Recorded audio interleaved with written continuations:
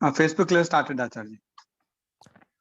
धन्वन्तरि समारंभां जीवकाचार्य मध्यमाम् अस्मदाचार्य पर्यन्तां वंदे गुरु परंपराम्। आयुर्वेद में अलग अलग प्रकृति की बात हम देख रहे थे। उसमें 7 प्रकार की प्रकृति हमने देखी। उसमें कफ, पित्त और वात, कफ पित्त, पित्तवात, कफवात और सम प्रकृति, ये 7 प्रकार की प्रकृति का वर्णन हमने किया। उसके लक्षण दिए गए हैं। उस लक्षण के अनुसार हम अपने आप को कैसे प्रकृति के बारे में हम जान सकते हैं, उसके बारे में मैंने थोड़ा बताया। प्रकृति का विषय ये ऐसा है कि वो बहुत उसमें गंभीरता और सूक्ष्मता है। इसके लिए अभी केवल हमने इतने से संतुष्टि रखी कि अभी केवल आपको ज्ञात हो जाए कि कौन सी 7 प्रकृति होती है आयुर्वेद के हिसाब से। तो इसके लिए हमने 7 प्रकृति की बात बताई। अब केवल प्रकृति ये शरीर के स्तर की ही बात नहीं होती है, मन के स्तर की भी बात होती है। तो शरीर का और मन का संबंध वो बहुत ही गहरा है और आयुर्वेद ने ये संबंध को सबसे पहले जाना है। जब पाश्चात्य देशों में मन जैसी कोई वस्तु है ऐसा ही नहीं माना जाता था। प्राण का कोई अस्तित्व होता है ऐसा भी स्वीकार नहीं किया जाता था। तब आयुर्वेद ने शरीर के अंदर रहने वाली एक शक्ति जो प्राण शक्ति है, प्राण शक्ति को कंट्रोल करने वाला मन है, मन से परे बुद्धि है और बुद्धि से परे चेतना तत्व आत्म तत्व है, उसका विवरण आयुर्वेद के ग्रंथों में किया। ये सारा जो संबंध होता है वो केवल एक जन्म से नहीं होता है। होम्योपैथी भी पूर्व जन्म पुनर्जन्म में मानती है, लेकिन उतना उसमें वर्णन कहीं पर भी फिलोसॉफिकली नहीं आया है। आयुर्वेद के ऋषि मुनि तत्वज्ञानी भी थे और साथ साथ वैद्य थे। वो इसके लिए व्यक्ति का विकास कैसे होता है, व्यक्ति कैसे मन को लेकर आता है यहाँ से फिर अपनी विकास यात्रा कैसे शुरू करता है, उसका वर्णन आयुर्वेद के ग्रंथों में दिया है। तो आयुर्वेद के ग्रंथों में बताया है कि पूर्व जन्म से विकसित होता होता होता मन यहाँ पर आता है और बहुत कम संभावना होती है कि व्यक्ति को चिंतनशील मस्तिष्क मिले। और सारी सुविधाएं मिलनी आसान है ये जगत पे, लेकिन एक चिंतनशील मस्तिष्क, शुद्ध मन मिलना वो बहुत कठिनतम बात है। इसके लिए आयुर्वेद में भाव प्रकाश नामक ग्रंथ में बताया है कि ऐसे इस तरह से आप साधना करेंगे तो पुनर्जन्म, आपका पूर्व जन्म का जो सिद्धांत है कि बहुत सारे रोग हमको पूर्व के कारण से होते हैं। हमारी वृत्तियां और प्रकृति भी बहुत कुछ हमारे गर्भ के समय, हमारा जन्म का समय और हमारे पूर्व का जो कर्म है उसके हिसाब से यहाँ ये प्रकार के प्रकृति का निर्माण होता है। तो उसमें भी पूर्व जन्म की बात आती है। साथ साथ में आयुर्वेद में बताया है कि मन यदि स्वस्थ है तो शरीर स्वस्थ रहता है और मन यदि प्रसन्न नहीं है तो कितनी भी सुख सुविधाएं हमको मिल जाए उसको व्यक्ति भोग नहीं पाता है, उसको व्यक्ति उसका उपयोग नहीं कर पाता है। इसके लिए मन के स्तर की प्रकृति का वर्णन आज हम करने वाले हैं। आयुर्वेद में जैसे शरीर की 7 प्रकार की प्रकृति बताई है, उस तरह से जब हम मन के स्तर पर जाते हैं, सूक्ष्म की ओर, प्राण के स्तर पर जाते हैं तो 5 प्राण बताए हैं, उसका वर्णन हम कर चुके हैं। प्राण, अपान, उदान, व्यान और समान। उसी तरह से मन की प्रकृति की जब बात आई तब आयुर्वेद ने 7, 6 और 3 ये 3 प्रकार से 16 प्रकृति का वर्णन किया। सत्व, रज और तम। शरीर के स्तर पर जिस तरह से वात पित्त और कफ का कॉम्बिनेशन होता है, वात पित्त कफ का सम्मिश्रण होता है और वो समान मात्रा में रहे तो व्यक्ति स्वस्थ होता है, उसी तरह से सत्व रज और तम का सम्मिश्रण मन के स्तर पर है। मन के ये 3 गुण आयुर्वेद ने माने हैं, सत्व रज और तम। गीता में भी भगवान कृष्ण ने ये 3 गुणों की चर्चा की है। गुणत्रय विभाग योग पूरा का पूरा इसके ऊपर है। सत्व रज और तम ये पूरी सृष्टि में व्याप्त है। उसी तरह से हमारे मन के भी स्वभाव में सत्व रज और तम की बात यहाँ पर बताई गई है। सत्व रज और तम में 7 प्रकार की सत्व की बात आई है, 6 प्रकार के रजस की बात आई है और 3 प्रकार की तमस प्रकृति की बात आई है। सत्व, सात्विकता, राजसिकता और तामसिकता, ये तीनों गुण मन पे आवश्यक होते हैं, लेकिन समान मात्रा में नहीं। वात पित्त कफ जैसे समान मात्रा में उपयोगी होता था, उस तरह से यहाँ पर समान मात्रा में उपयोगी नहीं है, अपितु सबसे ज्यादा सात्विक गुण उपयोगी है। इसके लिए 70% भाग सत्व का है मन पर। रजस और तमस का 20% रजस और 10% तमस, इस तरह का सम्मिश्रण मन के स्तर पर उत्तम कहलाता है, वो मन का स्वभाव है। इसके लिए सारी प्रक्रिया में मन के ये गुण यदि सत्व रज और तम का यदि सम तत्व रहे, ये समान मात्रा में अर्थात 70% सत्व, बाकी का रजस 20 और बाकी का 10% तमस, इस मात्रा में यदि रहे तो वो प्रसन्नता मन को होती है, मन शांत होता है, मन स्वस्थ होता है। और यदि इसमें से रज और तम बढ़ गया तो व्यक्ति चंचल, व्यक्ति आलसी, प्रमादी, ईर्षा, ऐसे बहुत सारे दोष मन पर होते हैं। मन पे कोई भी प्रकार का यदि आवेग आए, वेग आए, तो उसका परिणाम शरीर पर होता है, तो शरीर भी व्याधिग्रस्त होता है। इसके लिए मन के बारे में आयुर्वेद ने बहुत सारी बातें बताई है। उसके लिए शरीर के स्तर पर जो चिकित्सा होती है उसको युक्ति व्यपाश्रय चिकित्सा कहते हैं। मन के स्तर पर जो चिकित्सा होती है उसको सत्वावजयी नामक चिकित्सा कहते हैं। और पूर्व जन्म और पुण्य कर्म के अनुसार जो हम करते हैं, देव को निमित्त बनाकर, अदृष्ट को निमित्त बनाकर, उसको देव व्यपाश्रय चिकित्सा कहते हैं। ऐसी त्रिविध चिकित्सा का वर्णन आयुर्वेद के ग्रंथों में बताया गया है। केवल एक औषध से ही ठीक होता है ऐसा नहीं है। औषध तो काम करता है, इसके लिए औषध के लिए युक्ति व्यपाश्रय चिकित्सा बताई है। मन को किस तरह से ठीक रखना है उसके लिए सत्वावजयी चिकित्सा बताई है। सत्वावजयी चिकित्सा की बात हम कभी करेंगे। मनोरोगियों के लिए वो खास जरूरी होती है।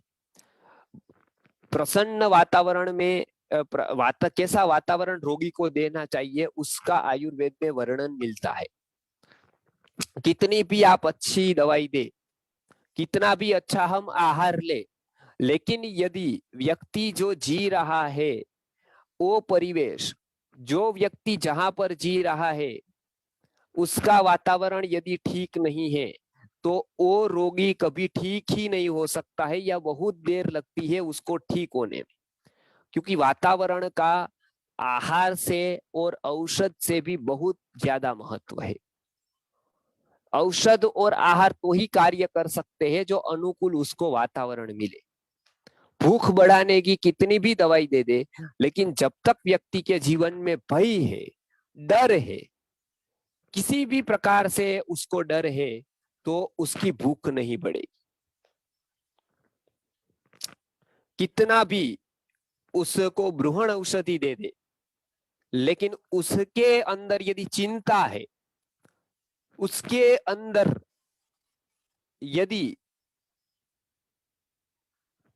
चिंताग्रस्त मस्तिष्क है, चिंताग्रस्त, अनेक प्रकार से विषाद से घिरा मस्तिष्क है, विषाद से घिरा विचार है, तो वो व्यक्ति स्वस्थ नहीं रह पाएगा।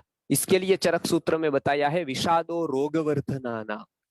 कोई भी प्रकार का, किसी भी प्रकार का रोग हुआ और वो ऐसे व्यक्ति में हुआ, ऐसी अवस्था में हुआ, या रोग होने के बाद विषाद आया, तो विषाद है और रोग को बढ़ाने में सबसे आगे है। विषादो रोगवर्धनाना। इसके लिए आयुर्वेद में सत्वावजयी चिकित्सा अलग बताई कि रोगी का वातावरण, रोगी जहां रहता है वो वातावरण कैसा होना चाहिए, वो किस तरह से विचार करना चाहिए, उसकी मानसिक प्रवृत्ति किस तरह की होनी चाहिए। आज आयुर्वेदिक डॉक्टर तो कह देते हैं कि आप बाहर न जाओ, ठंड में न जाओ, गर्मी न लो, बारिश में भीगो नहीं, लेकिन वो ये नहीं बताते कि आप तामस विचार न करो, आप टीवी न देखो, आप ईर्ष्या न करो, आप मत्सर न करो। उसका भी गहरा संबंध हमारे रोगों से होता है। और कौन सा भाव बिगड़ने से कौन सा रोग होगा, वो भी आयुर्वेद में बहुत सूक्ष्मता से उसका वर्णन किया गया है। हमारे भाव का जगत, हमारी वृत्तियां, हमारी प्रवृत्ति, खास करके इसके पीछे की वृत्ति, वो ठीक नहीं रहेगी तो बहुत सारे रोगाक्रांत हम हो जाएंगे, चाहे कितना भी ध्यान रखते हो। इसके लिए आयुर्वेद में रसायनों में एक आचार रसायन है कि इस तरह का आचार का पालन करेंगे तो शतवर्षाणी जीवन, वो जिएगा ऐसा नहीं, अपितु वो अच्छी तरह से जिएगा। केवल जीने को आयुर्वेद में प्रधानता नहीं है, केवल दीर्घायु की बात आयुर्वेद नहीं करता है, वो सुखायु की बात करता है, हितायु की बात करता है। केवल हम लोग जिए, शरीर को टिकाए और समाज को, सृष्टि को, हमारी आत्मा की चेतना को उसका कोई लाभ न मिले तो वो जीवन बिल्कुल उपयोगी ही नहीं है। ऐसे दीर्घायुष्य की बात आयुर्वेद नहीं करता है। आयुर्वेद जो दीर्घायुष्य की बात इसलिए करता है क्योंकि शरीरम खलु आद्य धर्म साधनम, और ये आद्य अर्थात प्रथम साधन जो धर्म का है वो स्वस्थ इसलिए रहना चाहिए क्योंकि उसे 3 पुरुषार्थ आगे सिद्ध करने, धर्म, अर्थ, काम और मोक्ष, ये चतुर्विध पुरुषार्थ है, उसमें मोक्ष की तक जाना है, तो ये 3 पुरुषार्थ प्राप्त करना है। इसका साधन जो शरीर है वो इसलिए स्वस्थ होना है। तो मन के बिना शरीर स्वस्थ नहीं रह सकता है। इसके लिए आयुर्वेद ने प्रकृति बताई है कि सत्व प्रकृति के गुण कैसे होंगे, और ये हम जान लेंगे तो मस्तिष्क के विचार को यदि बदल देते हैं, मस्तिष्क का विचार हम पवित्र करते हैं, शुद्ध करते हैं, शुभ करते हैं, तो आपको आश्चर्य लगेगा कि शरीर के स्तर पर अनेक रोग विदा हो जाएंगे। मन के स्तर के अनेक रोगों से हम बच पाएंगे, चेतना का ऊर्ध्वीकरण कर पाएंगे। और इसके लिए आयुर्वेद अध्यात्म में अनिवार्य है। आजकल अध्यात्म से बिल्कुल आयुर्वेद को अलग कर दिया क्योंकि उनको लगा कि आयुर्वेद तो एक केवल पथ्य है, सीतोपलादि की टेबलेट, त्रिफला की टेबलेट लेने की बात है वहां पर, और वैद्य है वो तो केवल एक डॉक्टर के जैसा है कि स्टेथोस्कोप कान में डालकर और वो केवल निदान करता है, उसके बारे में फिर आत्मा के बारे में या ऐसा कोई कुछ नहीं जानता है। तो इस तरह का नहीं है, वैद्य एक तत्वज्ञानी व्यक्ति है, वो उसको बहुत कुछ पता है, केवल शरीर के स्तर का नहीं, मन के स्तर का, आत्मा के स्तर का। भाव प्रकाश आप ग्रंथ पढ़े, शायद ही कोई भाष्यकार ऐसा होगा भारत में जिसने गीता उपनिषद पर भाष्य लिखे हैं, मैंने वो पढ़े हैं, और शायद ही ऐसा कोई भाष्यकार होगा कि जो भाव प्रकाश ग्रंथ की स्तर पर व्याख्या कर पाया हो अध्यात्म के ग्रंथों की। और वो इसलिए नहीं कर पाए क्योंकि भाव प्रकाश के करता है उसको शरीर बहुत अच्छी तरह से पता है, शरीर पता होने से मन बहुत अच्छी तरह से पता है, और मन अच्छी तरह से पता होने से उसको चेतना के स्तर का पूरा ज्ञान। इसके लिए वहां पर अलग अलग अलग प्रकृतियों का वर्णन बहुत सुंदर भाषा में भाव प्रकाश ग्रंथ में बताया गया है। आस्तिक्यम प्रविभक्त भोजनम निर्दम्भो आनुशस्यम एते सत्वान वितस्य गुणस्य मनसः गीता गुणा ज्ञानिभिः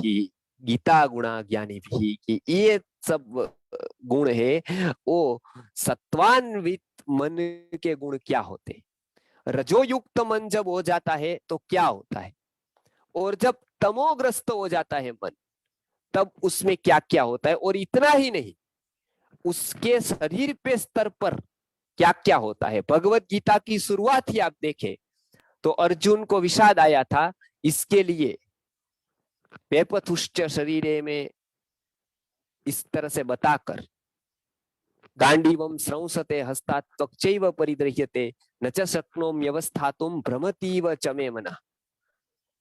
उन्होंने क्या बताया कि गांडीवम स्रंसते हस्तात्, गांडीव हाथ से चला जाता है, त्वचा में जलन होती, त्वक्चैव परिदृह्यते न च शक्नोमि अवस्थातुं, मैं खड़ा नहीं रह सकता हूं, भ्रमतीव च मे मनः, मेरा मन बहुत इधर उधर भटकता है।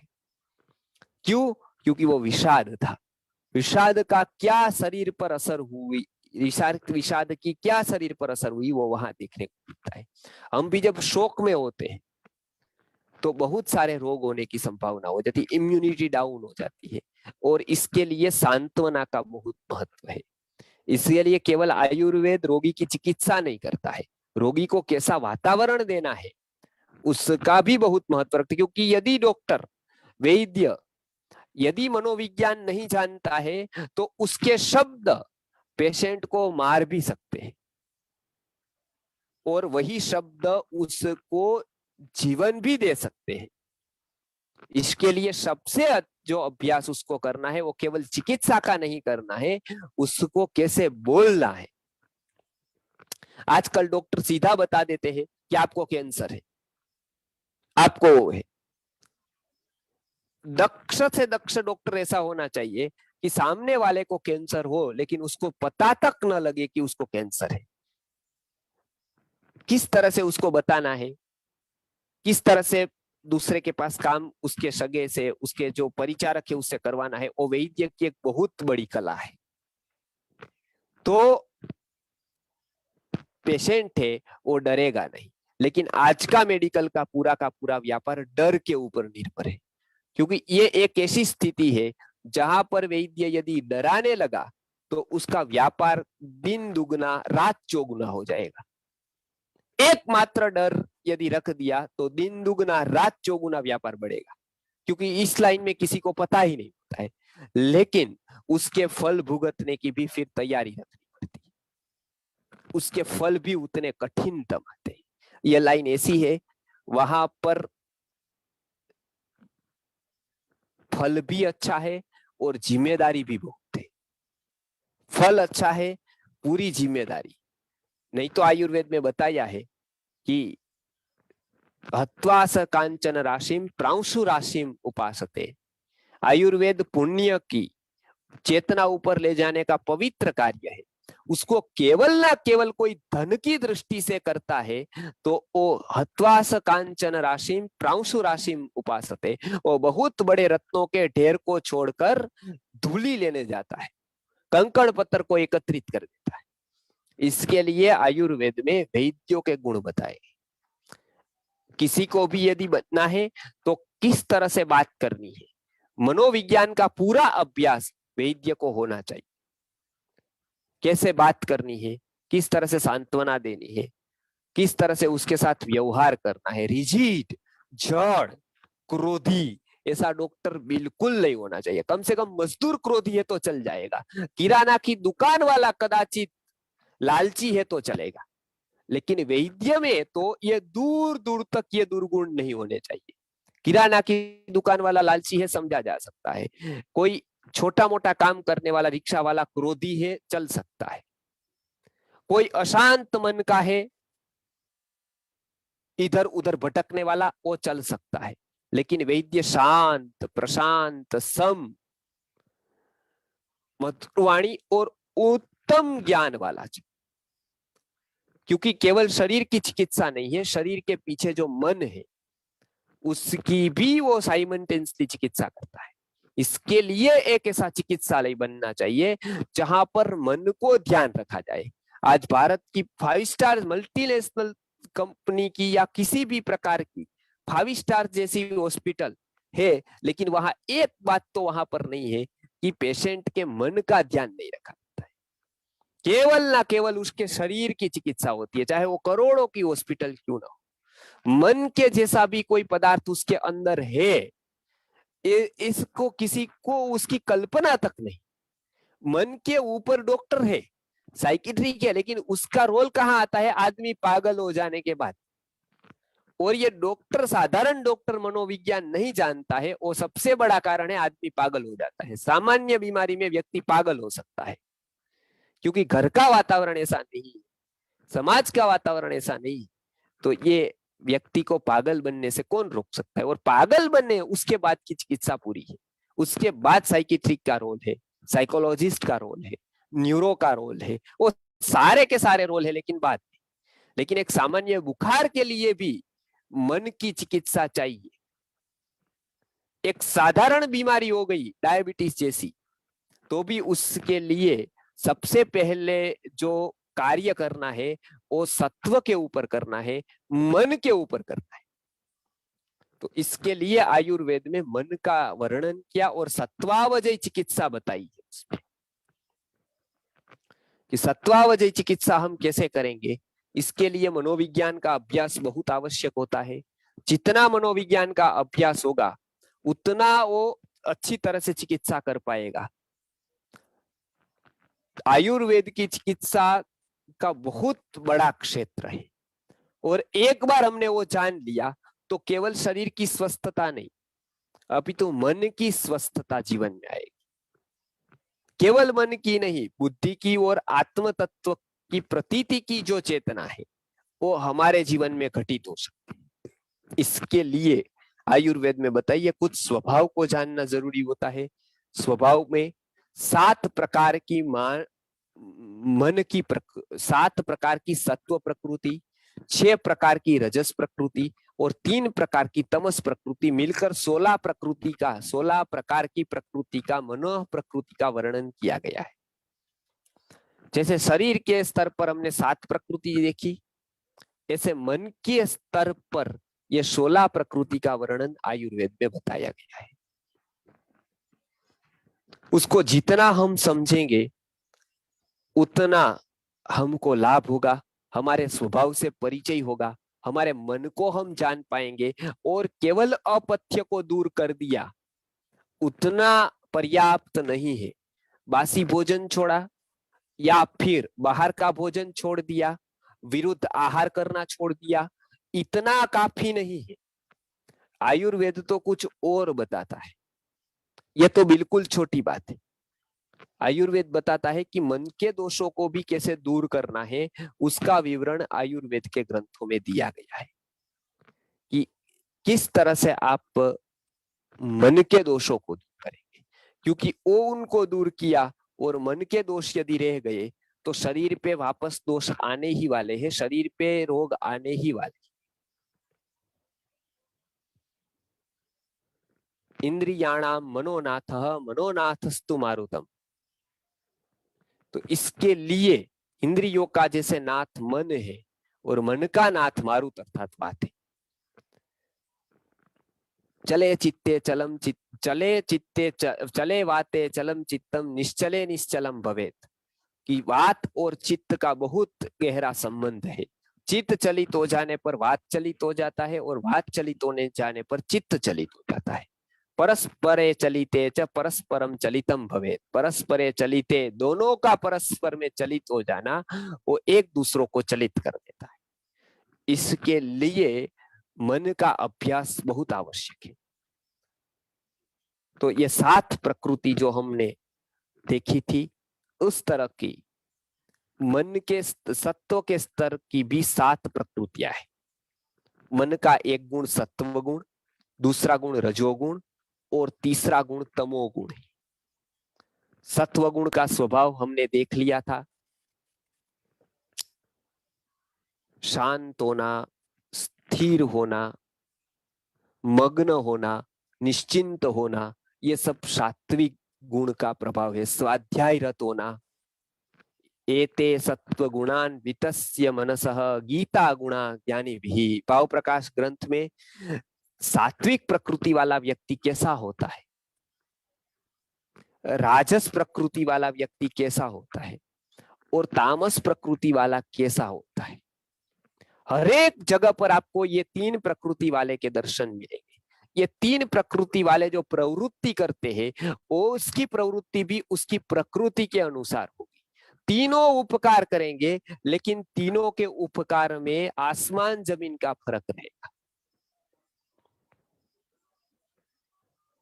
एक व्यक्ति उपकार करेगा, लोगों के पानी की समस्या है तो हल करेगा, उसको कुआं खोद देगा, लेकिन वो खोद कर वो उसको मदद करके भूल जाएगा। वो बोलेगा कि नहीं, मेरे से कुछ अच्छा काम हो गया, मुझे निमित्त बना दिया कुदरत ने इतना काम करने पर, इतने लोगों का काम मैंने कर दिया। वही व्यक्ति एक दूसरा भी कुआं खोदाएगा, लेकिन वो याद रखेगा कि मैंने किया है, और वो दूसरे समय टर्म्स में खड़ा रहेगा पॉलिटिशियन में, पॉलिटिक्स में, और वो बटोरेगा मत। वो मत बटोरना बुरी बात नहीं, लेकिन वो कुआं खोदना उसका 5 साल के बाद मत बटोरने का प्लान था। आजकल जितने समाज में संगठन बन रहे हैं, उसके पीछे लोग पागल हो जाते हैं। कोई गाय को बचाने की बात करता है, लोग पागल हो जाते हैं। कोई कुछ करता है कि मैं ये दुख दूर कर दूंगा, लेकिन हमको ये पता है कि ये कर क्यों रहा है। कोई गुरुकुल की भी बात करता है कि हाँ, तो हम देखते हैं कि उसका स्तर क्या है, उसने कभी ये सब कुछ जाना है, कभी कोई गुरु के पास बैठकर पढ़ा है कुछ, जो कभी शिष्य नहीं बन पाया, वो कैसे दावा कर सकता है गुरु बनने का। जो कभी बैठकर जिसने जिज्ञासा क्या होती है जाना नहीं, ज्ञान कभी पाया नहीं, वो क्या समाज को ज्ञान दे पाएगा। तो इसके लिए व्यक्ति की, आयुर्वेद पढ़ेंगे, आयुर्वेद के ग्रंथ, तो व्यक्ति की प्रवृत्ति क्यों होती है वो आपको पता चलेगा। कि राजस प्रवृत्ति वाले भी बहुत अच्छा कार्य करते हैं, लेकिन राजस प्रवृत्ति वाले का कार्य अंततोगत्वा स्वार्थ का होता है, उसका वैल्यू नहीं है ऐसा नहीं, लेकिन उतनी उत्तमता नहीं है उसमें।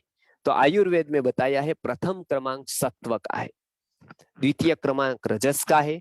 वो प्रवृत्तिशील होंगे, लेकिन उसकी प्रवृत्ति हेतु पुरस्सर होगी, ऐहिक हेतु पुरस्सर होगी, यहाँ का कोई लाभ के पुरस्सर होगी। और तीसरा तामस, तामस व्यक्ति, उसको बहुत परोपकार का मन नहीं होगा, वो अपने में खुश रहेगा। आज पूरा का पूरा समाज आप देखें तो ये प्रवृत्ति का है कि उसको बस अपने से ही मतलब है, बस मेरा कुछ नहीं है। अभी देखिए आज कितने लोग कम, कितने जुड़ते हैं, इतने प्रयत्न के बावजूद इतने कम लोग क्यों है? क्योंकि हर एक को है कि मुझे क्या, मर रहा है तो कोई और मर रहा है, नुकसान होता है तो किसी और का होता है, मेरा तो धंधा बराबर है, मैं तो सेठ हूं यहाँ पर, मेरी तो नौकरी काफी है, मेरे तो एजुकेशन हो गया है, गुरुकुल चाहे हो न हो। तो ये तामस प्रकृति। तो ऐसी तीन प्रकृति का वर्णन बताया मन के स्तर पर, और ये 7 सात्विक, 6 राजसिक और 3 तामसिक, ऐसे मिलकर 16 होती है। इसका वर्णन हम आगे के वर्ग में लेने वाले हैं। ये आप याद रखें, 7 प्रकार की सात्विक प्रकृति में एक एक की बात बताता जाऊंगा अगली बार कि कैसे कैसे प्रकृति 7 प्रकार की सात्विक है, 6 प्रकार की रजस प्रकृति है और 3 प्रकार की तमस प्रकृति है।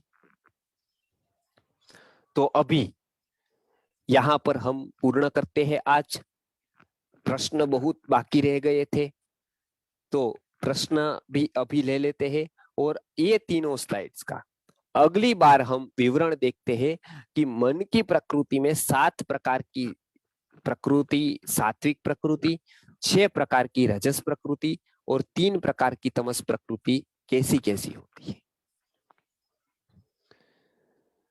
तो इसकी बात हम आगे लेंगे। अभी प्रश्नोत्तरी से शुरू करते हैं। पहला तो ये काम कि इसमें किसी को प्रश्न रह गया हो तो पहले ये सेशन के प्रश्न पूछे, ताकि हम अगली बार से अच्छी तरह से प्रकृति का वर्णन दे सके।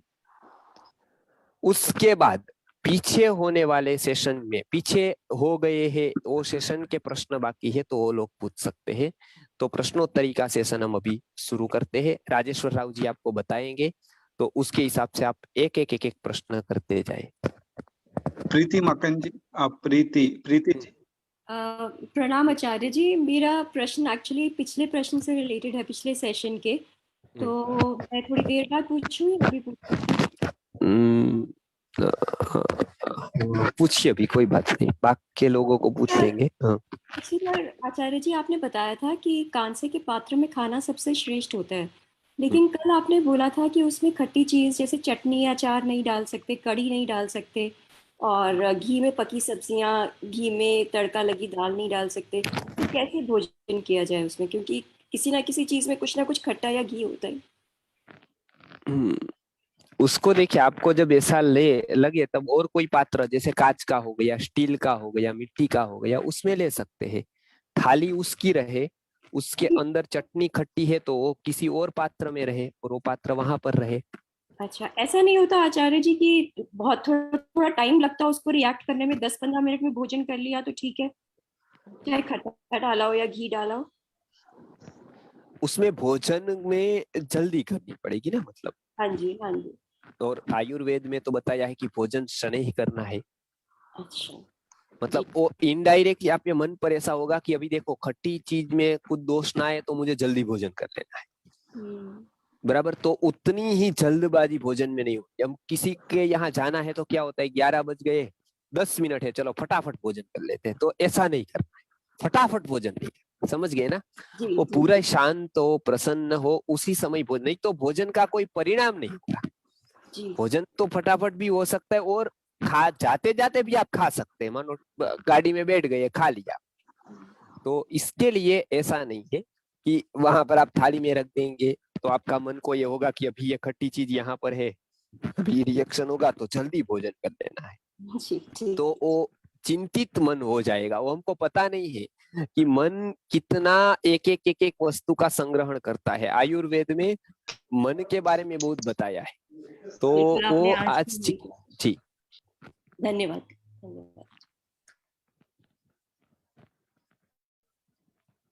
आगे। आचार्य जी नमस्ते।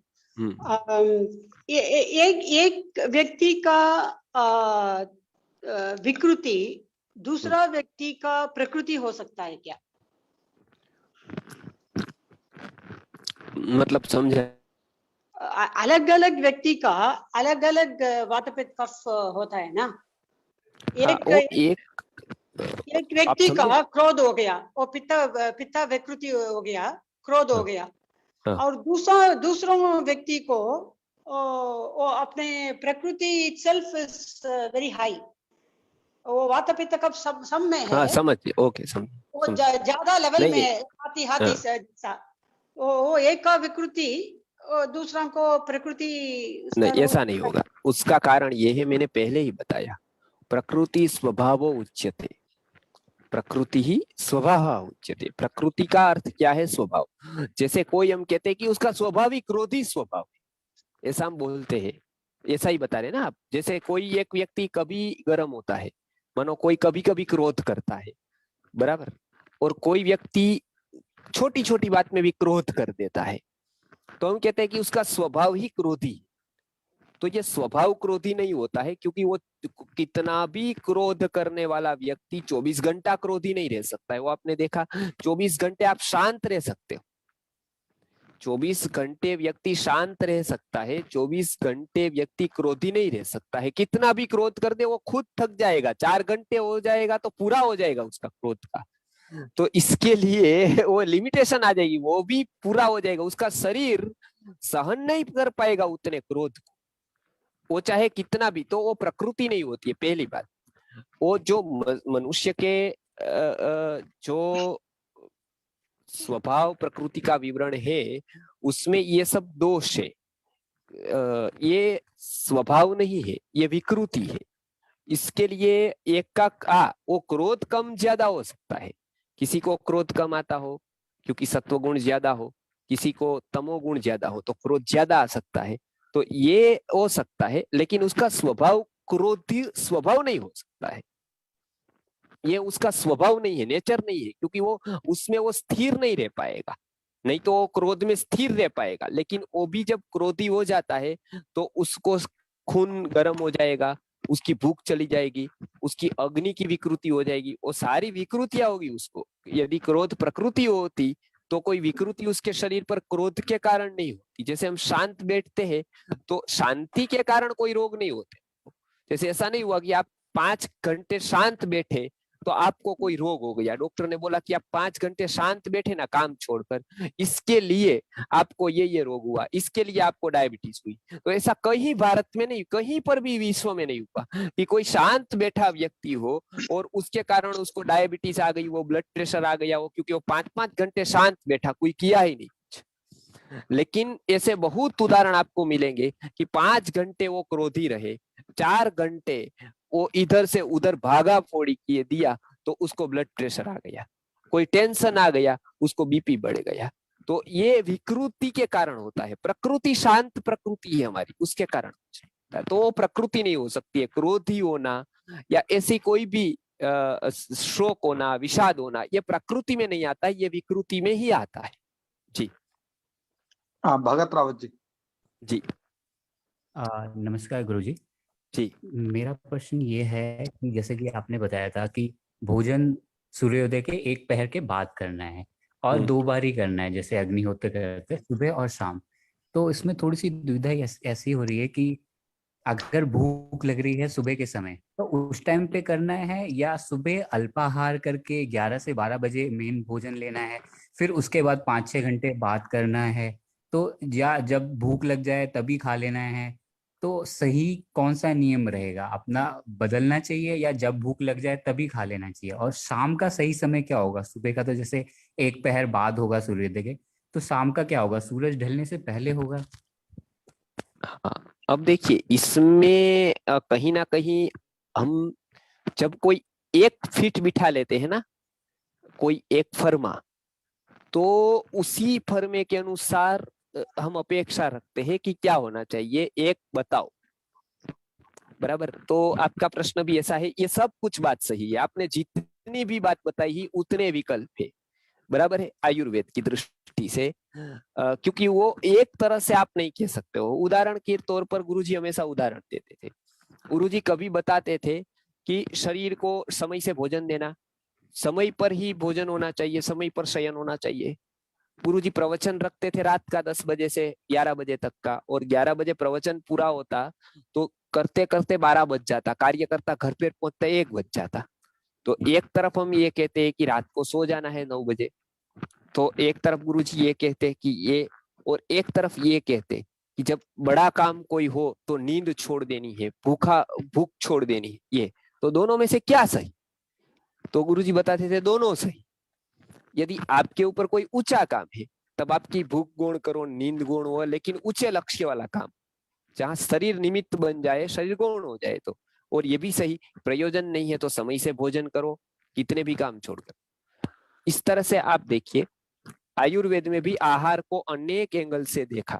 पहली बात तो ये, आपका अभ्यास यदि सुबह का है और सुबह आपकी भूख लग जाती है तो भूख लगने पर तो वो सभी ग्रंथों ने बताया कि भूख लगने पर भोजन करना है। तो पहली बात तो ये कि जब भूख मानो सुबह लग जाती है तो सुबह भोजन कर लेना है। बराबर है। अब सुबह कितना खाना है वो आप आगे कब खाने वाले हैं उसके ऊपर निर्भर करेगा। आप मानो दोपहर में भोजन करने वाले हैं कि नहीं करने वाले हैं, वो सुबह निश्चित करने कि चलो भाई दोपहर में भोजन करना है तो हल्का भोजन ले ले, थोड़ा दूध, पोहा या ऐसा कुछ भी, और तो भूख लग जाएगी दोपहर में तो आगे आपका पचन हो जाएगा, अजीर्ण नहीं होगा। लेकिन मानो दोपहर में हम जाने वाले, कहीं खाने वाले नहीं है दोपहर में, तो सुबह सीधा भोजन कर ले, उसके बाद काम पर चले जाइए, फिर कभी भूख लगी तो जूस वगैरह ले ले और फिर सीधा शाम का भोजन करें। तो भोजन 2 टाइम, लेकिन 2 टाइम आपके कौन से होंगे वो आपके व्यवसाय पर, आपकी स्थिति पर निर्धारित करेगा।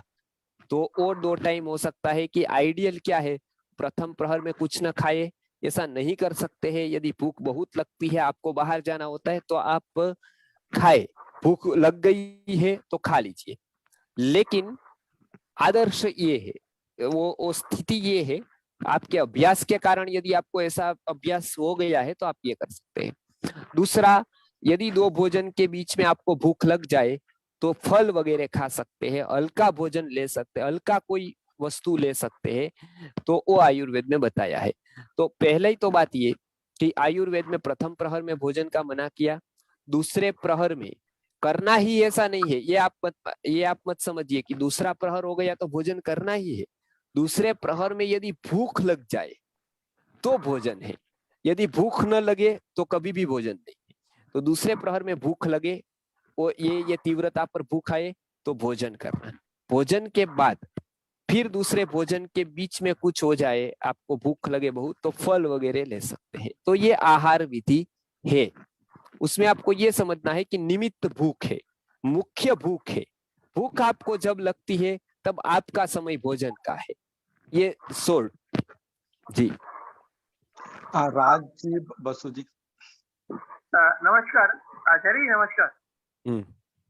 मेरा प्रश्न है, मन को शांत रखने के लिए पीपल का पेड़ और पीपल का पत्ता क्या कारीगर होता है?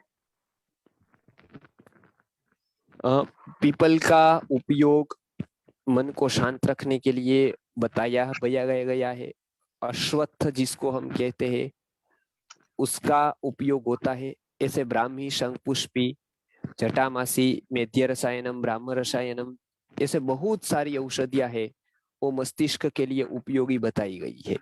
खास करके जो अलग अलग भूत विद्या में अश्वत्थ पेड़ का प्रयोग आता है, दुष्स्वप्न नाश करने के लिए अश्वत्थ का प्रयोग आता है, बहुत सारे ऐसे योगों में भी अश्वत्थ का यानी पीपल का प्रयोग आता है। केवल आप औषधि पर निर्भर न रहे, मैंने पहले बताया, आपके घर का वातावरण, आसपास का वातावरण भी मनोरोग करने में बहुत बड़ी भूमिका में आता है। आप क्या देख रहे हैं, क्या सुन रहे हैं, उसका भी प्रभाव हमारे पर पड़ता है। तो इसके लिए ये भी आप याद रखें और औषधि भी ले और वातावरण भी सुधारे। आपके बालकों को यदि सात्विक वातावरण में रखते हैं तो उसकी स्मृति शक्ति बढ़ जाती है। ऐसे हजारों बालक के ऊपर गुरुजी ने प्रयोग किया, मतलब कि भाई बहुत जगह स्कूलों में बता दिया, बहुत जगह पर अनेक कार्यकर्ताओं को बताया कि बालकों को आप यदि तामस और रजस गुण से मुक्त रखेंगे, कोई जरूरत नहीं पड़ेगी, वो अपने आप उसकी कैपेसिटी बढ़ती जाएगी। आज हम बच्चों को वो वातावरण नहीं दे पाते हैं, इसके लिए बच्चों की स्मृति शक्ति का नाश होता है, बुद्धि शक्ति का नाश होता है, अपनी चेतना का स्तर वो वहीं पर रहता है, ऊपर नहीं ले जाते, उसका विकास नहीं होता है। तो आज ये हमारी शिक्षा पूरी नष्ट हो गई है, इसके लिए आज हम ये पेश कर रहे हैं। लेकिन अश्वत्थ का बहुत बड़ा रोल है, पीपल का बहुत बड़ा रोल है उसमें जी।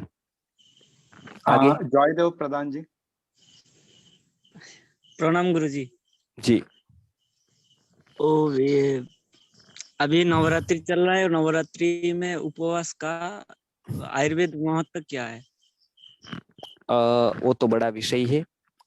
उपवास का महत्व तो अनेक ग्रंथों में बताया है, नवरात्रि हो या और कुछ हो, और धर्म के धार्मिक धर्मशास्त्र के ग्रंथ में। आयुर्वेद का विषय वहां आता है कि आप उपवास कैसे करेंगे, करना पड़े आपको उपवास तो किस अवस्था में नहीं करेंगे, किस अवस्था में करेंगे, वो दोनों बताता है आयुर्वेद। तो इसके लिए उसका थोड़ा अभ्यास करें। खास अभी मैं केवल एक बात बताता हूँ, गर्म पानी उबालकर ठंडा किया हुआ पानी पिए उपवास के दौरान, बस, तो आपका उपवास का लाभ होगा आपको पूरा जी।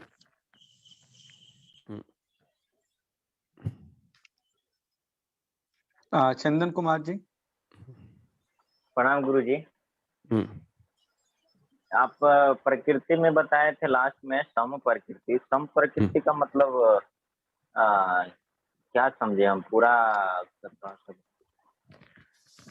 बहुत कम ऐसा होता है कि वो तीनों बराबर रहता, तीनों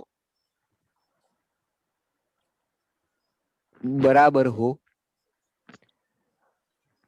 और उसका जो कॉम्बिनेशन है वो इस तरह का मेंटेन रहता हो लंबे समय तक, तो ये बहुत कम संभावना है। मैंने पहले बताया था कि ये सब गुणान्वित व्यक्ति बहुत कम, राम थे उसका वर्णन आता है कि वो सम प्रकृति वाले थे। अंतर्गुढ़ो निगुढ़त्वात्, अंतर्भिन्नो निर्गुढ़त्वात् अंतर्गुढ़ो घनव्यथः कूटपाक प्रतीकारो रामस्य करुणो रसः। भवभूति ने इसका वर्णन किया है अपने काव्य में, लेकिन ये एक बहुत कम दिखने को मिलता है ऐसा, वो सम प्रकृति बहुत कम लोग। जी आगे माधुर जी। नमस्ते सर। मेरा प्रश्न ये है, जैसे आपने बताया सत्व गुण वाले और रजस गुण तमस गुण के बारे में जो बताया आपने, तो ऐसा होता है कि हम सत्व गुण से ही अगर किसी का भला करना चाहें आजकल, जैसे कि उसको कुछ आयुर्वेद के बारे में या कुछ अपना वैद्य के चिकित्सा के बारे में बताना चाहें, लेकिन लोग अगर उसको उसमें तमस गुण देख ले, ऐसा हो सकता है। तो किसी को अगर कोई सलाह देनी है जो उसके भले की हो, उसको किस प्रकार से देना चाहिए जिससे वो उसको गलत ना समझे, राजस या तमस ना समझे? नहीं, वो तो देखिए, वो तो उसका कोई एक नियम नहीं बन सकता है, सुनने वाले पर आधार रखता है कि वो हमारी सलाह को किस दृष्टि से देखते हैं, और हमारे पर भी होता है कि हम अच्छी से अच्छी सलाह किस तरीके से दे सकते हैं। बराबर, हम किसी के घर पर गए, कुछ बनते हुए देखा विरुद्धाहार, तुरंत हमने बता दिया ये तो विरुद्धाहार होता है, अभी ये दूध के साथ ये कभी नहीं खाना चाहिए, बहुत रोग होते हैं उससे। तो ये बात तो एकदम सही थी, लेकिन वो कहने का तरीका बिल्कुल गलत था। वो प्रदर्शन होता है ज्ञान का, जब कभी भी देखा वहां पर बोल दिया, देखा वहां पर डांट दिया, तो ऐसा नहीं करना है। जानते हुए भी कभी चुप रहना है।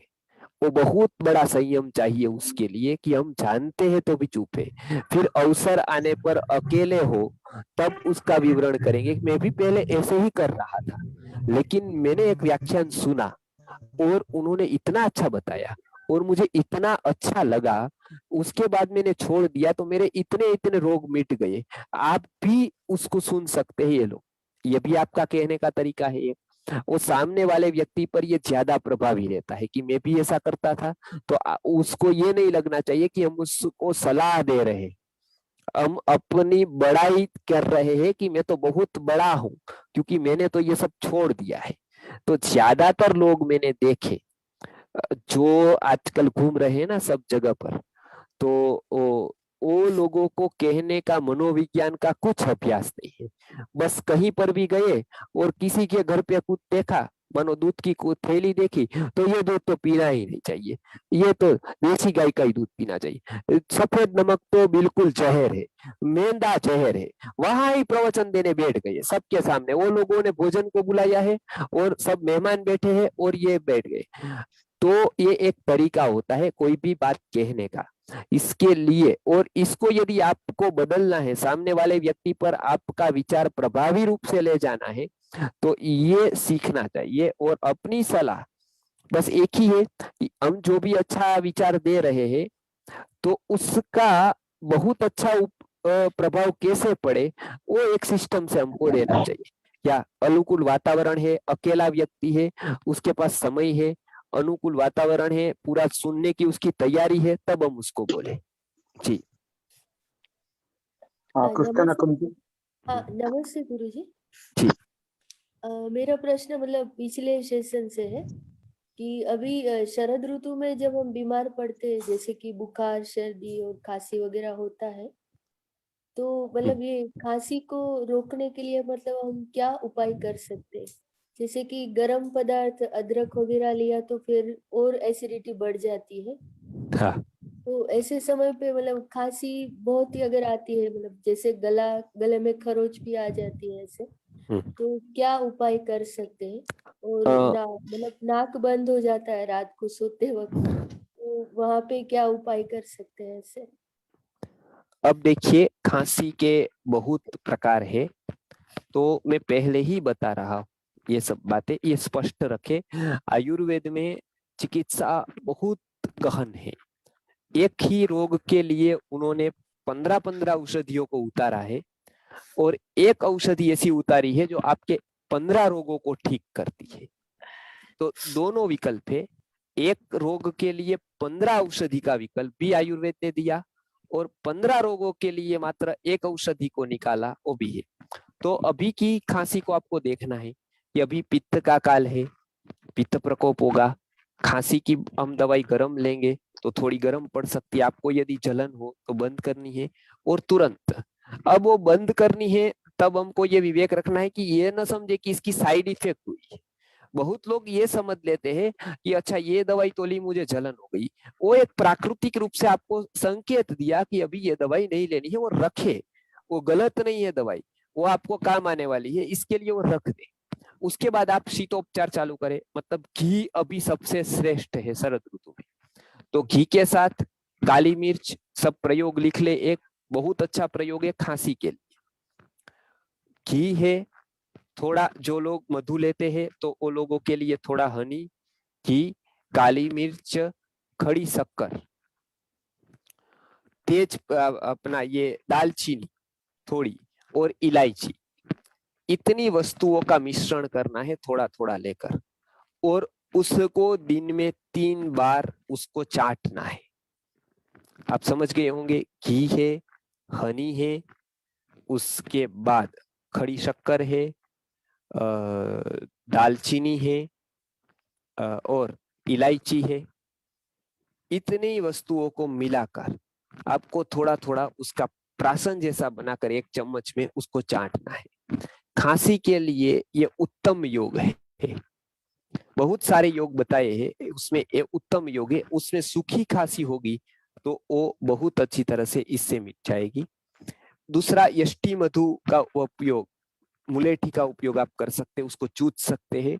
और सीतोपलादी, जिसको हम कासहर हमने बनाई है एक टेबलेट, उसमें मुख्य कंटेंट जो है वो सीतोपलादी का है। अभी के काल पे कासहर, कास मतलब होता है खांसी, सभी प्रकार की खांसी दूर करने के लिए हमने एक योग बनाया है। उसमें कंटकारी है और ये अपना सीतोपलादी है, दोनों को मिलाकर हमने एक योग बनाया है कासहर। वो भी आप उपयोग कर सकते हैं कासर का, उससे खांसी में दूर होती है। और अभी एक आप औषधि याद रखें, लोलुइम राज ने वैद्य जीवन नामक ग्रंथ लिखा, उसमें उन्होंने देखा कि इतने सारे रोगी है, कास के अर्थात खांसी के, श्वास के, रक्तपित्त के, इतने सारे रोगी है। तो उन्होंने ये बताया कि इसको दूर करने वाली एक औषधि है, उसका नाम क्या है? वासा, अड़ूसी। तो उन्होंने एक श्लोक बहुत अच्छा लिखा है, उसने लिखा है वासायाम विद्यमानायाम आशायाम जीवितस्य च।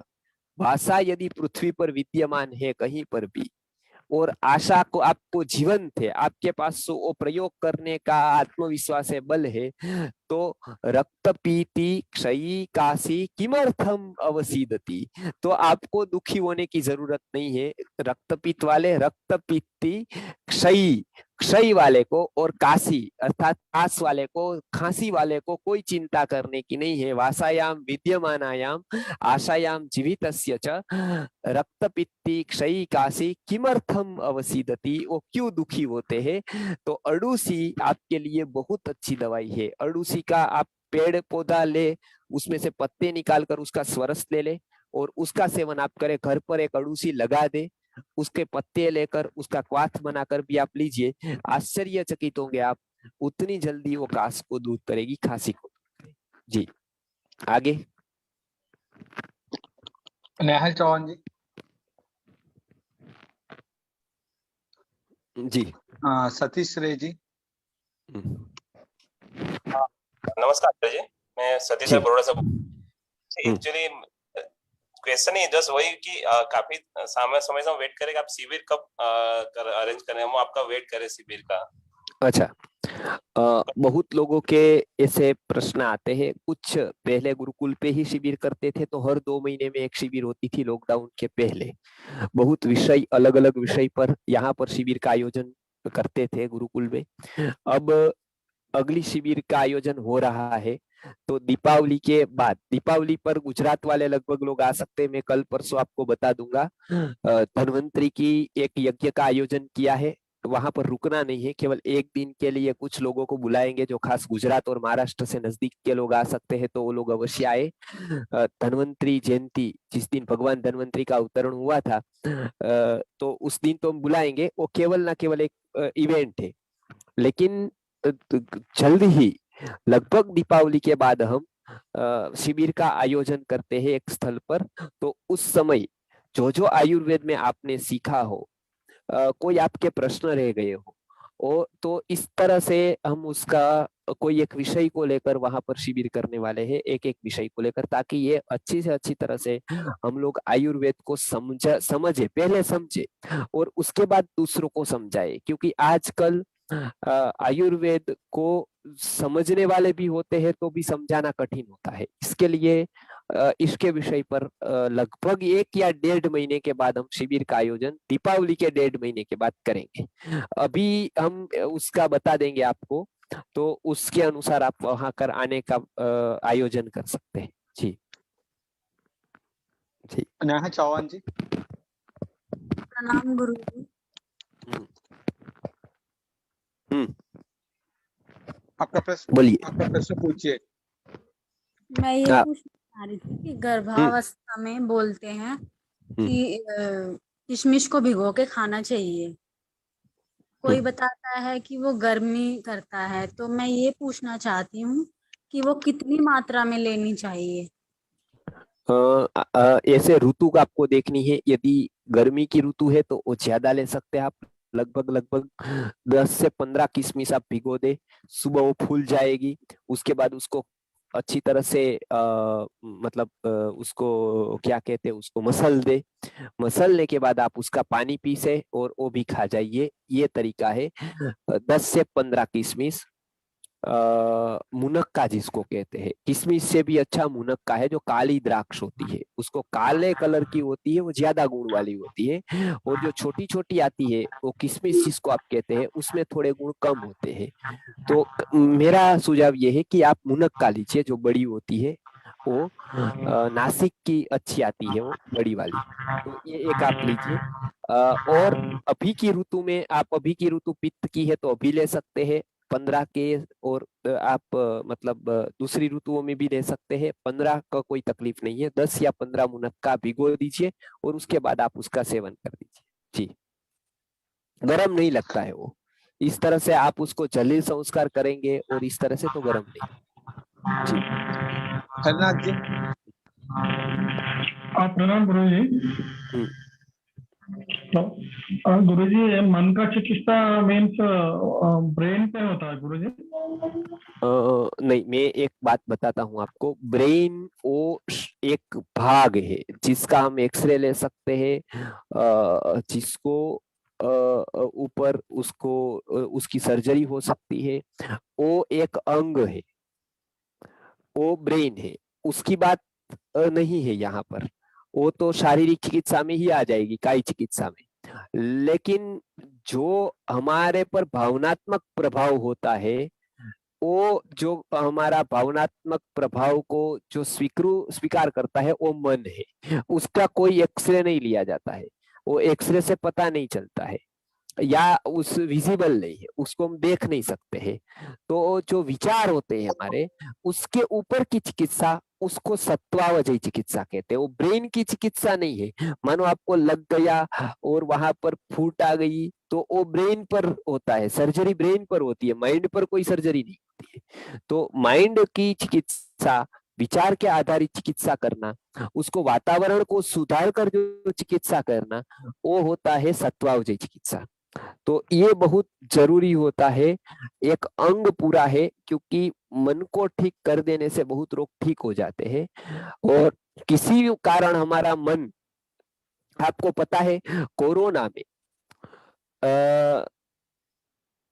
जो आइसोलेशन में रखा गया व्यक्ति, तो बहुत लोगों को तो अटैक इसलिए आ गए क्योंकि वो आइसोलेशन में थे, वो एकांत में थे, वो उसको मिलने के लिए भी नहीं दिया जाता था, तो व्यक्ति को अटैक आ गया। वो पेशेंट को कभी भी उसको सबसे ज्यादा जरूरी किसी की सांत्वना होती है, किसी का भाव, किसी का मिलना, किसी की बात होती है।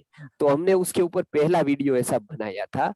बहुत बड़े चिकित्सकों ने इसके ऊपर नहीं कुछ बोला, वो साधारण बातें करते रहते थे, एक दवाइयों की, एलोपैथ दवाइयों की, उसकी, लेकिन जो साइकोलॉजिकल कंडीशन है उसकी कोई बात ही नहीं बता रहा था आयुर्वेद की। तो हमने उसके ऊपर वीडियो बनाया था कि जल बिना की मछली अर्थात आइसोलेशन, और हमने ये पूरा किया था कि कम से कम पेशेंट को अकेले न रखा जाए।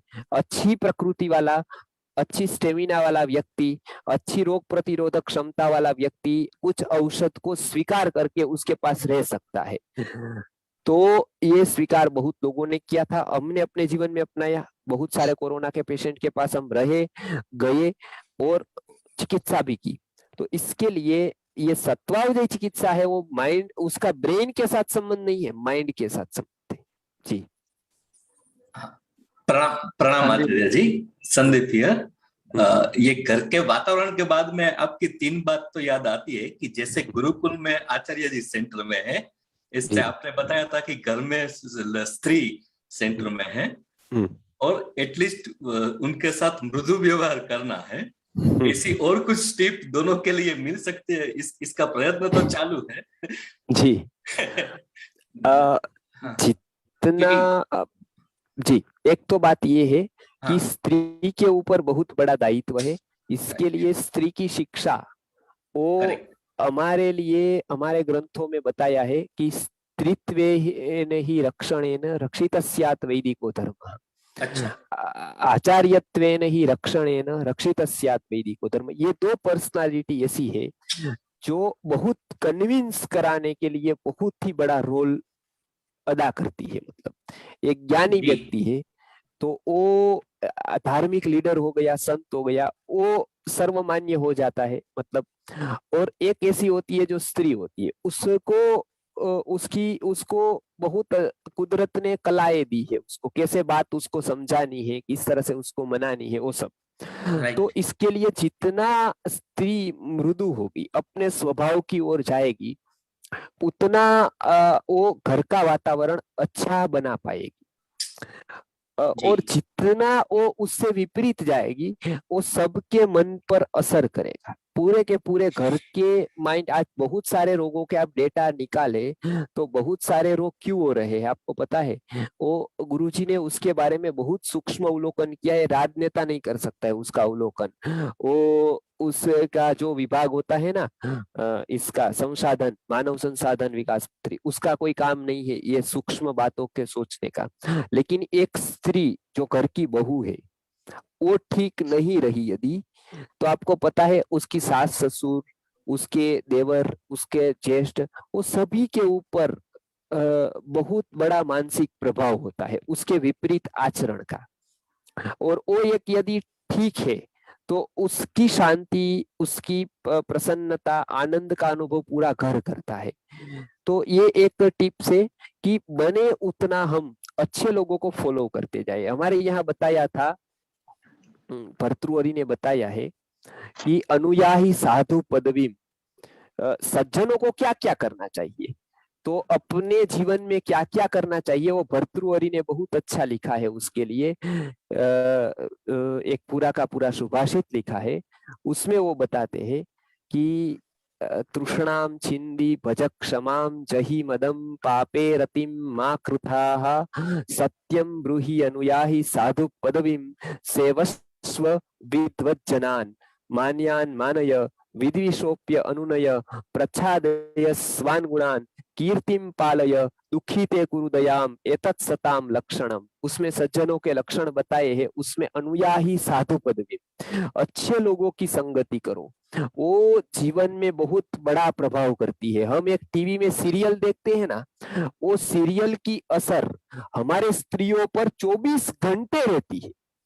1 घंटे की सीरियल देखी, वो सीरियल का प्रभाव हमारे स्त्रियों के, पुरुषों के ऊपर कम रहता है क्योंकि उसको बहुत सारा काम धाम है, लेकिन स्त्रियों के ऊपर खास करके 24-24 घंटे उसकी इफेक्ट होती है। तो खास करके ये सब दूर करिए। दूसरी टिप्स ये है कि जिसको हम ऐसा लगते हैं ना कि ये व्यक्ति आदर्श नहीं है, इसको कोई, मेरे जीवन में इसका कोई मतलब नहीं है, कोई रोल नहीं है, उसके बारे में कुछ सुने नहीं, उसको प्रधानता ही न दे। आपकी क्यों 5 सेकंड ले जाएगा शाहरुख खान या कोई भी व्यक्ति की 15 मिनट क्यों हम उसको देंगे? तो ये एक समझ रखे कि हमको किस व्यक्ति को कितना समय देना है। वो एक टिप्स गृहस्थाश्रमी खास रखे, गुरुजी बताते, तो आपकी संतति उत्तम होगी कि उसके बारे में स्ट्रिक्टली कोई बोलेगा ही नहीं। कोई क्रिकेटर हो, कोई एक्टर हो, ये नहीं, हम मानेंगे तो क्रिकेटर और एक्टर को नहीं, अपितु कैरेक्टर को मानेंगे। तो ये एक दूसरी टिप्स है जी। पद्मा जी। अब होगा जी, अंतिम लेंगे, उसके बाद प्रणाम हम गुरुजी। पूरा करेंगे जी। प्रणाम गुरुजी। मुझे था कि आप ये जो रजस मतलब प्रकृति के बारे में, रजस, तमस और सत्व के बारे में हम लोग कैसे, मतलब घर के अंदर जो रहने वाले लोग हैं उनके प्रकृति को पहचानेंगे, और थोड़ा और इसके ऊपर चाहिए कि किसके बोलने या खाने पीने में क्या चेंजेस होना चाहिए, या मतलब किसी को कोई खाना क्यों पसंद है, और मतलब जी और जी जी, समझ उसके गए लिए वो समझ गए सही समझ नहीं गए। है, मतलब उसके बारे में। और एक और प्रश्न था, बस एक दूध। एक रखिए, इसका ही प्रश्न का उत्तर मैं आपको दूंगा, वो बहुत अच्छा है, उसका आप बाकी रखिए, कल पूछिएगा। मैं बाद में हमारे दूसरे सेशन पर आप दूसरा पूछिए, एक का मैं जवाब देता हूँ। हाँ। और भी बहुत लोगों के हैं, लेकिन वो अगले सेशन पर पूछे। अंतिम ये जवाब देकर मैं पूर्ण करूंगा। अवश्य ही आप दूसरा लिख कर रखे या याद रखे, अगले सेशन पर आप अवश्य प्रश्न पूछे तो अच्छा उससे संवाद होता है। एक व्यक्ति स्वस्थ होता है, खास करके पुरुष, तो वो अकेला ही स्वस्थ हो पाता है, ज्यादा से ज्यादा उसके संपर्क में आने वाले लोगों से आता है जो आते हैं निमित्त में। लेकिन एक स्त्री स्वस्थ होती है तो पूरा घर उसका स्वस्थ हो जाता है। इसके लिए स्त्री का स्वस्थ होना वो बहुत बड़ी एसेट है, मानसिक रूप से और शारीरिक रूप से। उसमें खास ध्यान रखना है कि कम से कम जो प्रकृति लोगों की जाननी है, एक घर होता है तो उसमें सभी एक प्रकृति वाले नहीं होते हैं, लेकिन भोजन हम सबका प्रायः एक ही तरह का बनाते हैं। तो इसके लिए हर एक की रुचि रस अलग अलग रहेगा, उसके अनुसार साथ साथ में हम किस किस तरह से आहार द्रव्यों का चयन करेंगे, देंगे उसको। एक तो ये बात होगी। दूसरा, कथनचित आहार का तो विभाजन हो जाएगा। मन की बात जब आती है तब घर का समझ का स्तर बढ़ाने के लिए हमको अवश्य ही प्रयत्न करना चाहिए। घर की जो समझ है, समझ सकती है, वो दिन प्रतिदिन बढ़ती जाए तो हम लोग समझदारी वाले लोग हैं। ऐसा शॉर्ट टेम्पर हो, बात बात में गुस्सा हो, झगड़ा हो, ये एक दूसरे की फरियाद हो, ऐसी चीजें नहीं होनी चाहिए। और उसमें स्त्री को सहन करना पड़े तो वो करना है, उसका बहुत बड़ा फल है। पूरे कुटुंब की रक्षा करनी है तो किसी को सहन करना पड़ेगा। जैसे लोग हमको या कोई भी एक आप कोई जिम्मेदार व्यक्ति है, उसको हमेशा सबसे ज्यादा सहन करना होगा, उसके ऊपर सबसे ज्यादा नियम है। सामान्य व्यक्ति के पास नियम नहीं, समझदार के पास नियम है, तो वो आप घर पर रखेंगे। जैसे बहुत सारे केसेस ऐसे आते हैं कि उसमें मतलब ऐसा होता है कि वो बोले नहीं, प्रत्युत्तर न दे या गुस्सा न करे तो प्रॉब्लम सोल्व हो जाता है। वो समझ से भी हो सकता है। तो समझ से हो तो सबके स्वास्थ्य अच्छा रहेगा, सबका मन अच्छा रहेगा। लेकिन वही बात पर हम झगड़ा कर देंगे, वही बात पर हम विवाद खड़ा कर देंगे, उसी बात पर हम कुछ ना कुछ उसके ऊपर बातें करते रहेंगे, वाद विवाद की। तो ये एक कला, खास करके हम वैदिक पेरेंटिंग में बताते हैं, आयुर्वेद में भी वो बहुत जरूरी है। वो संवाद की एक कला होती है। और कला आ जाएगी किसी को कि उसकी उसके सुई कैसे निकालनी है, खादी कैसे बनानी है, कपड़े कैसे सीने हैं, रसोई कैसे बनानी है, वो कलाएं आ जाएगी। लेकिन वो कलाओं से भी सबसे उत्तम कला है संवाद करना। आप किसी के मन को कैसे जीत सकते हैं, आप किसी के साथ कैसा संवाद कर सकते हैं अच्छी वाणी से, वो हमारा बहुत बड़ा गुण है। और बहनों को ये गुण की शिक्षा पहले से ही लेनी है। खास करके आयुर्वेद के ग्रंथों में बताया है कि ऐसा संवाद रहेगा ना, घर का मानसिक स्वास्थ्य बहुत अच्छा रहेगा। इसके लिए हर एक की केयर, जैसे एक मैं उदाहरण दूं कि मानो बहू है तो उसको रोज पूछना है, दादा को, अपने सास को, ससुर को कि तबीयत अच्छी है ना, उसमें कुछ नहीं जाएगा। लेकिन ये दो शब्द है ना, उसको अनेक मानसिक बीमारियों को दूर करने वाले होंगे। या तो अनेक मानसिक बीमारी उसकी होगी नहीं। ये आप करके देखिए, 1 महीना उसको ऐसा करके देखिए कि उसको केवल पूछिए बैठकर कि आपकी तबीयत अच्छी है ना, कोई जरूरत नहीं ना, नहीं तो मैं हूं, आप बता देना मुझे, बस इतना ही। वो कुछ आपको करना नहीं है, बस केवल एक मिनट होगी उसके लिए। और ये आप आधे घंटे सीरियल नहीं देखेंगे चलेगा, इतना बताइए। और 1 महीना आप ऐसा प्रयोग करिए कि उसको कुछ पूछे नहीं, वो एकदम मुंह लगाकर आप जाइए, ऐसे ही मौन रहकर आइए, ऐसे ही उसके सामने देखे नहीं। आपको पता चलेगा कि वो महीने में ही उनके रोग जो होंगे, या तो फिर उसका जो मानसिक स्थिति होगी वो डाउन हो जाएगी। आपको पता है ये, उसके बीपी में फर्क हो जाएगा, उसकी चिंता के कारण बहुत रोग हो जाएंगे। तो ये आप खास एक रखें, आयुर्वेद में संवाद को एक जीवंतता का प्रतीक माना गया है। इसके लिए आप अवश्य ही उसके साथ संवाद का वातावरण घर पे रहेगा तो सत्वावजयी चिकित्सा में बहुत उपयोगी रहेगा। मानसिक रोग एक तो होंगे नहीं, होंगे तो भी बहुत बड़ा एक सपोर्ट मिलता है मानसिक रूप का कि हाँ मेरा कोई है, बराबर। और ये वृद्ध लोगों को सबसे ज्यादा चाहिए क्योंकि उसमें ज्यादा भय होता है। इसके लिए ये आप अवश्य करें। घर का वातावरण आयुर्वेद के अनुसार हमारी दिनचर्या, हमारी जीवनचर्या बनेगी, हमारे घर का वातावरण बनेगा तो ये अवश्य ही हम अनेक रोगों से तो मुक्त हम होंगे, लेकिन अनेक लोगों को ऐसे रोगों से छुड़ाएंगे और ये जो जन्म उसको सार्थक कर पाएंगे, हमारी चेतना को ऊपर ले सकते। तो ये शिक्षा जो प्रारंभ से मिलनी चाहिए गुरुकुल में, वो हमको नहीं मिली कोई कारणवश, कोई बात नहीं मिली, लेकिन अब हम उसको धीरे धीरे उसको ग्रहण करते जाएंगे कि मानसिक रूप से संवाद क्या होता है, उसका क्या महत्व है। आज ज्ञानी व्यक्ति ने संवाद छोड़ दिया समाज से तो इसका क्या परिणाम हुआ हमने देखा। गुरुजी ने ये निस्वार्थ संवाद की शाला फिर से स्थापित की संस्कृति आर्य गुरुकुलम के द्वारा।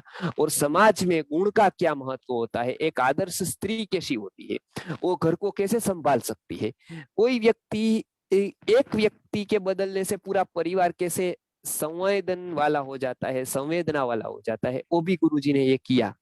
तो आज हम देखते हैं गुरुजी से जुड़े परिवार है, उसका वातावरण देखते हैं, भले थोड़ा होगा उसके पास, बहुत पैसा होगा ऐसा जरूरी है, और एक साधारण देखते हैं जिसके पास विचार नहीं, दोनों में बहुत अंतर मिलता है। तो बहुत सारे रोगों का कारण हमारे घर पे है, उसको हमको निकालना है।